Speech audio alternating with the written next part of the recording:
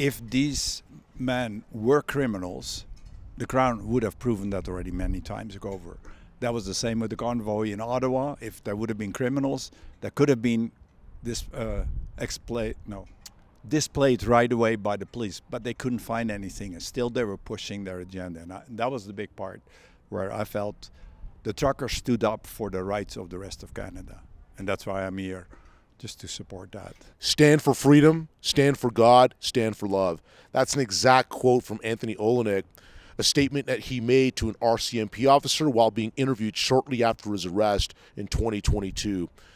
This was played for the jury in proceedings today for both his and Chris Carbert's trial here in Lethbridge, Alberta. Robert Kraychik reporting for Rebel News. Essentially, all of the proceedings today in the trial for Chris Carbert and Anthony Olenick were dedicated to the playing of a video for the jury. This video is of Anthony Olenick being interviewed by an RCMP officer shortly after his arrest on February 14th, 2022, which coincided with the forceful law enforcement put down of the demonstration and blockade in Coutts at that time. Both Chris Carbert and Anthony Olenick are being charged with conspiracy to murder. The Crown is accusing the two men of conspiring to murder police officers during their time participating in the 2022 Coutts protest and blockade, a civilly disobedient and peaceful demonstration much like the Freedom Convoy in Ottawa of the same time. And both of these demonstrations were broadly opposed to this governmental apparatus of surveillance and control that was sold to us as a public health measure to combat COVID-19 transmission. The accused is not on trial for their belief systems or views about the world. That's an exact quote from Justice David Lebrenz, the judge overseeing this trial. He made this statement as part of a series of instructions that he issued to the jury prior to their viewing of this video of the RCMP officer's interview of Anthony Olenick shortly after the second defendant's arrest. The judge also told the jurors that the defendants are, quote, only on trial with respect to the charges on the indictment.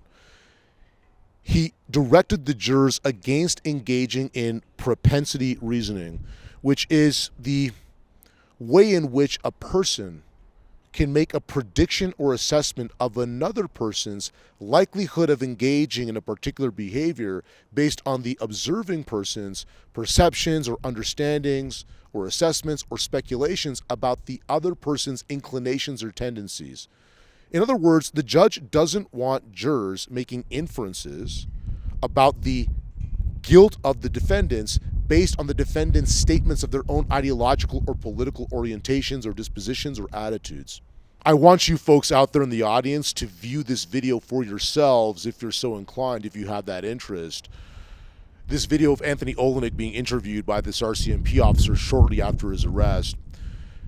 I'm going to fill out this online form, which amounts to basically a permission request, which gets presented to the judge. And what I'm asking for is to be allowed to have access to this video and then to publish it in a news context.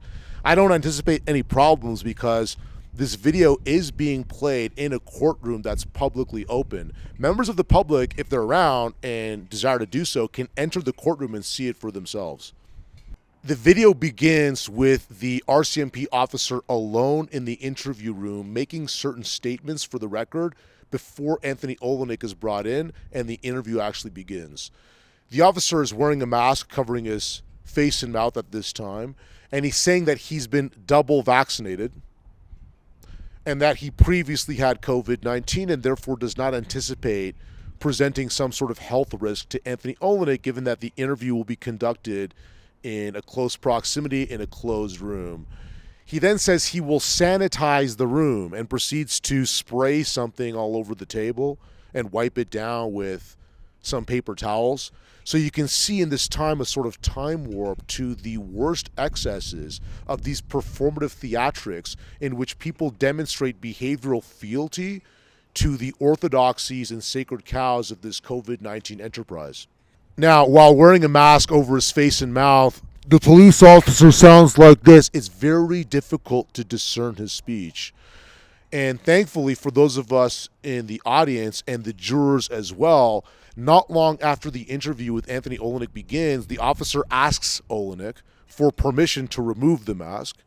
Olenick grants it, and then the officer removes the mask, proceeding to allow the rest of us to hear him clearly without struggling. Throughout his interview with the RCMP officer, Anthony Olenick is entirely well composed, and I want to share some quotes with you folks from Olenick that he made during this interview. Quote, "I'm sacrificing everything to stand for freedom, stand for God, stand for love." He also said, quote, "If we don't stand up to this, our kids have no chance with this. They're not going to fight this. They'll all be held in totalitarianism in the most epic level imaginable." He also said, quote, "We don't have another shot at trying to build this momentum. It's do or die. It's scary times." He also made references to the World Economic Forum, globalism, Bill Gates, and Jeffrey Epstein. Here's another direct quote from Anthony Olenick from that interview with the RCMP officer. Quote, "The trucker movement is all about freedom and God." He also said, quote, "Racism doesn't exist unless the government says it does." He added, quote, "I'm half Filipino, half Austrian. I grew up in southern Alberta. I never had a problem." That's a direct rebuke of this libelous slander that was directed against dissidents challenging the public health COVID-19 enterprise as if we were a bunch of white supremacists. That's a line that was used by Prime Minister Justin Trudeau and many of his news media subordinates in deriding political opposition as somehow motivated by racial animosity towards others. Oui, on va s'en sortir de cette pandémie par la vaccination. Puis on en connaît tous des gens qui sont en train d'hésiter un petit peu. On va continuer d'essayer de les convaincre. Mais il y a aussi des gens qui sont farouchement opposés à la vaccination. Qui sont extrémistes. Qui croient pas dans la science, qui sont souvent misogynes, souvent racistes aussi. C'est un petit groupe, mais qui prend de la place. Et là, il faut faire un choix en tant que leader, en tant que pays. Est-ce qu'on tolère? Small fringe minority of people who are on their way to Ottawa or who are holding unacceptable views that they're expressing do not represent the views of Canadians who have been there for each other. As his interview with Anthony Olenick progressed, this RCMP officer repeatedly exclaimed his surprise at the character, the nature of the man sitting before him and the charges laid against him, most notably conspiracy to murder. Here's some quotes from the RCMP officer. Quote, "Where are these guys getting this from?" That's a question in reference to the investigators. The RCMP officer was saying he could not understand where this charge of conspiracy to murder came from, given the statements being made by Anthony Olenick in the context of this interview. Quote, "Did you make any preparations? It still doesn't make sense to me." He also added, "There has to be something more." Here are more quotes from this RCMP officer. Quote, "You don't seem like a dangerous person by any means."